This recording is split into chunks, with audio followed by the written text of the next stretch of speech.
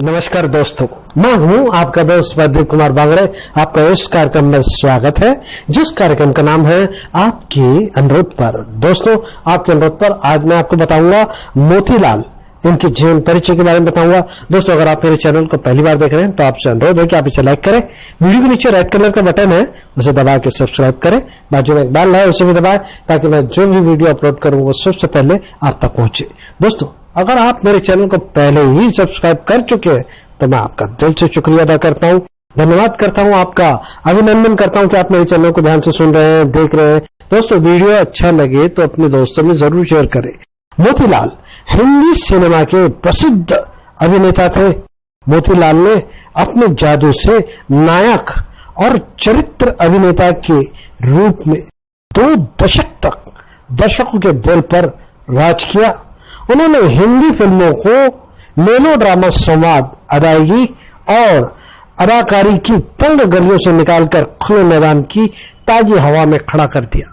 शिमला में 4 दिसंबर 1910 को जन्मे मोतीलाल राजवंश जब 1 साल के थे तभी पिता का साया सर से उठ गया।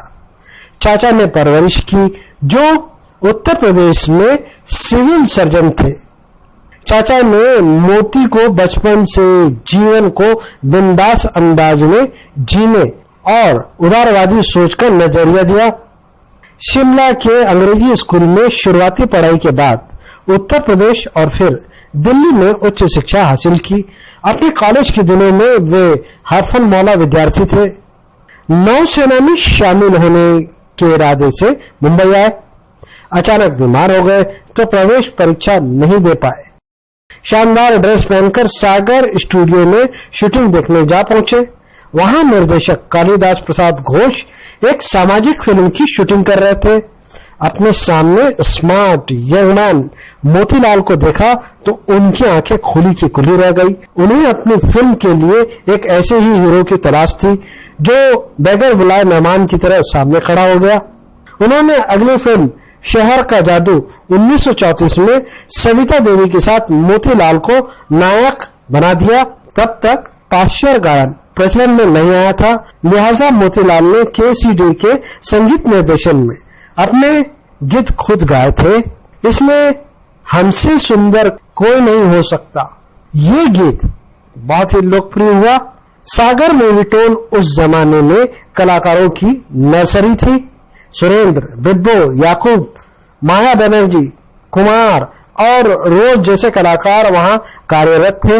निर्देशकों में महबूब खान, सर्वोत्तम बादामी, चिमनलाल लोहार अपनी सेवा दे रहे थे। मोतीलाल ने अपनी शालीन कॉमेडी और स्वाभाविक संवाद अदायगी के जरिए तमाम नायकों को पीछे छोड़ते हुए नया इतिहास रचा। पर्दे पर वो अभिनय करते कभी नजर नहीं आए, मानो उसी किरदार को साकार कर रहे हो। वर्ष 1937 में मोतीलाल ने सागर मूवीटोन छोड़कर रंजीत स्टूडियो में शामिल हुए। इस बैनर की फिल्मों में उन्होंने दिवाली से होली के रंग तक, ब्राह्मण से अछूत तक, देहाती से शहरी छैला बाबू तक के बहुरंगी रोल से अपने प्रशंसकों का भरपूर मनोरंजन किया। उस दौर की लोकप्रिय गायिका नायिका खुर्जीश के साथ उनकी फिल्म शादी सुपरहिट थी। रंजीत स्टूडियो में काम करते हुए मोतीलाल की कई जगमगाती फिल्में आई। परदेसी, अरमान, ससुराल और मूर्ति। बॉम्बे टॉकीज ने गांधी से प्रेरित होकर फिल्म अछूत कन्या बनाई थी। रंजीत ने मोतीलाल, गौहर, मामाजी वाला की जोड़ी लेकर अछूत कन्या फिल्म बनाई। फिल्म का नायक बचपन की सखी का हाथ थामता है जो अछूत है। नायक ही मंदिर के दरबार सबके लिए खुलवाता है। इस फिल्म को गांधी जी और सरदार पटेल का आशीर्वाद मिला था। सन 1939 में इन इंडिया फिल्म नाम से ऑल इंडिया रेडियो ने फिल्म कलाकारों से साक्षात्कार की एक श्रृंखला प्रसारित की थी।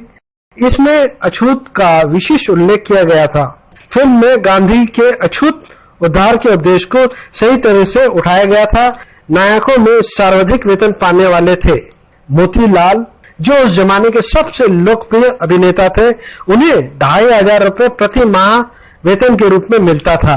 फिल्म कलाकारों से मिलने के लिए उस जमाने में लोग ललायत हुआ करते थे।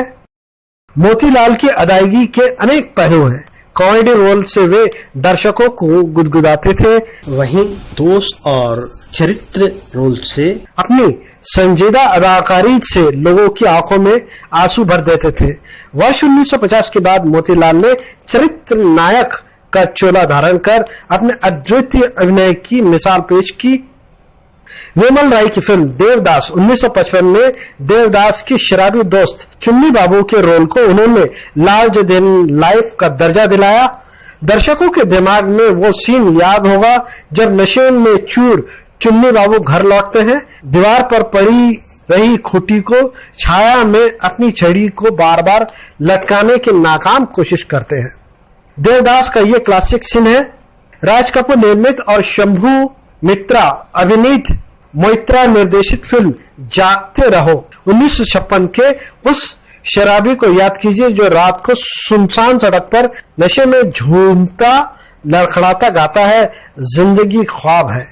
कहा जाता है कि मोतीलाल अभिनय की भूमिका को अपने में आत्मसात कर जाते थे। वहीं इसी से आप उनकी किसी भी फिल्म को याद कीजिए, आपको ऐसा लगेगा जैसे उस कहानी का जीवन पात्र आपकी आंखों के सामने आकर उपस्थित हो गया हो। मोती स्वयं इसका कारण नहीं समझ पाते थे, या शायद ये फिर उनकी विनम्रता रही हो। अपने अभिनय जीवन के प्रारंभ की उस घटना को आजीवन विस्मृत नहीं कर पाते हैं मोतीलाल जी। फिल्म का नाम भी नहीं याद रह पाया था उनको, ना उसके निर्माता निर्देशक का अब तक पता। लेकिन उस फिल्म के निर्माता के मध्य जिस छोटी सी घटना के माध्यम से उन्हें जीवन के सबसे बड़े संतोष की प्राप्ति हुई थी, वो जीवन के अंत तक उनकी आंखों में तैरती रही। कोशिश करने पर भी उसे भूल ना सके, शायद उनके लिए संभव ही नहीं हो पाया। मुंबई के बोई बंदर के सम्मुख वो उस दृश्य की शूटिंग कर रहे थे। भूमिका थी जूतों पर पॉलिश करने वाले एक आदमी की। फटे पुराने कपड़े, बड़ी हुई दाढ़ी, मूछ, धूल से सने हाथ पैर और आंखों में एक दारुण दैत्य।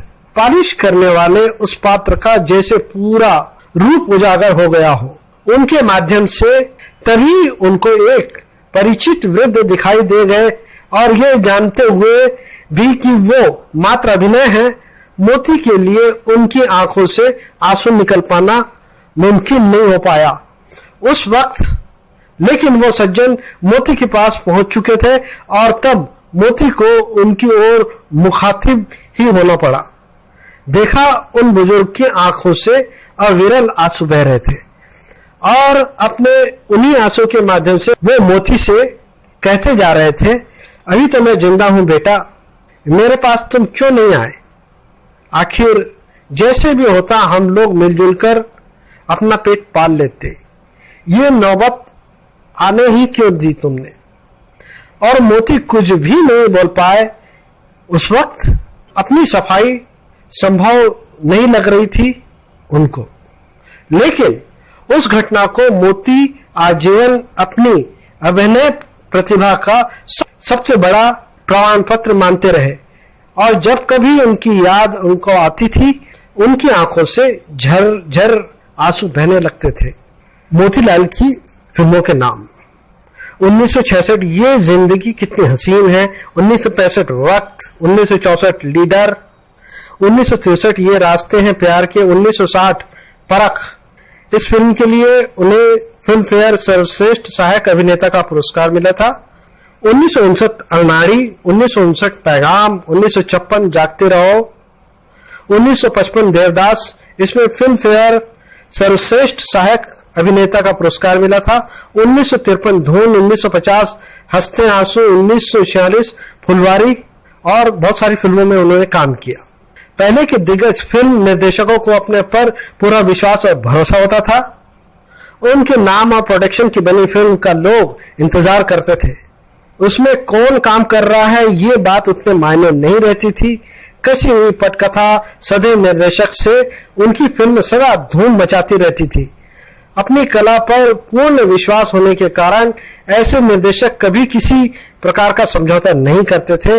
ऐसे ही फिल्म निर्देशक थे वी शांताराम। उन्हीं से जुड़ा एक जिक्र है। उन्हीं दिनों शांताराम जी डॉक्टर कोटनिस पर एक फिल्म बना रहे थे, डॉक्टर कोटनिस की अमर कहानी। उसमें उन दिनों के दिग्गज तथा प्रथम श्रेणी के नायक मोतीलाल को लेना तय किया गया। मोतीलाल ने उनका प्रस्ताव स्वीकार कर लिया। शांताराम जी ने उन्हें मुंह मांगी रकम भी दे दी। पहले दिन जब सारी बातें तय हो गई तो मोतीलाल ने अपने सिगरेट केस से सिगरेट निकाली और वहीं पीने लगे। शांताराम जी बहुत अनुशासन प्रिय व्यक्ति थे। उनका नियम था कि स्टूडियो में कोई धूम्रपान नहीं करेगा। उन्होंने यह बात मोतीलाल को बताई और उनसे ऐसा न करने के लिए कहा। मोतीलाल को यह बात खल गई। उन्होंने कहा कि सिगरेट तो मैं यही पीऊंगा। शांताराम जी ने उसी सारे अनुबंध खत्म कर डाले और मोतीलाल को फिल्म से अलग कर दिया। फिर खुद ही कोटनिस की भूमिका निभाई। 1961 में फिल्म फेयर सर्वश्रेष्ठ सहायक अभिनेता पुरस्कार परख के लिए मिला। 1957 में फिल्म फेयर सर्वश्रेष्ठ सहायक अभिनेता पुरस्कार देवदास के लिए मिला। उन्होंने अपने जीवन के उत्तरार्ध में राजवंश प्रोडक्शन कायम करके फिल्म छोटी छोटी बातें बनाई थी। फिल्म को राष्ट्रपति का सर्टिफिकेट ऑफ मेरिट जरूर मिला, पर मोतीलाल दिवालिया हो गए। फिल्म तीसरी कसम शैलेंद्र के जीवन के लिए भारी साबित हुई। मोतीलाल का यही हाल छोटी छोटी बातें के साथ हुआ। इस महान अभिनेता मोतीलाल की मृत्यु सन 1965 में हुई। तो उम्मीद करता हूं दोस्तों मैंने आपको जो जानकारी दी है वो आपको जरूर अच्छी लगी होगी। तो इसी के साथ अपने दोस्त प्रदीप कुमार बांगड़े को इस कार्यक्रम से जाने की इजाजत दीजिए। नमस्कार, जय हिंद।